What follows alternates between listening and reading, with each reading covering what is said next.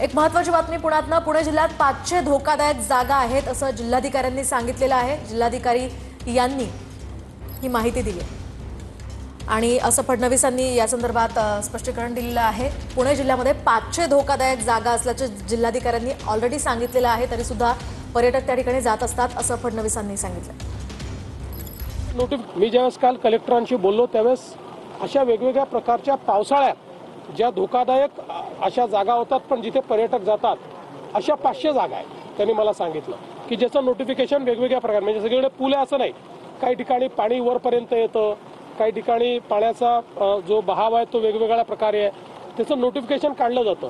त्या ठिकाणी काही ठिकाणी पोलीस देखील ठेवले जातात, काही ठिकाणी गावकऱ्यांना देखील इन्व्हॉल्व केलं जातं।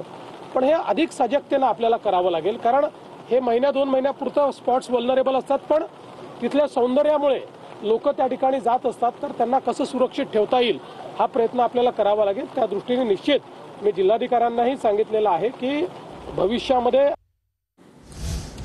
दरम्यान हा पूल जर धोकादायक होता तर जिल्हाधिकाऱ्यांनी सांगितलेलं असल्याचं फडणवीस यावेळी म्हणालेले आहेत। पूल धोकादायक झाला होता अशी स्थानिकांनी पाटी सुद्धा त्या ठिकाणी लावलेली होती, तरी सुद्धा पर्यटक त्या ठिकाणी आले असं फडणवीस म्हणालेले।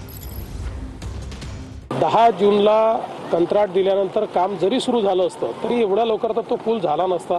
जिल्हाधिकाऱ्यांनी हा जो पूल आहे हा धोकादायक आहे अशा प्रकारची घोषणा केली होती।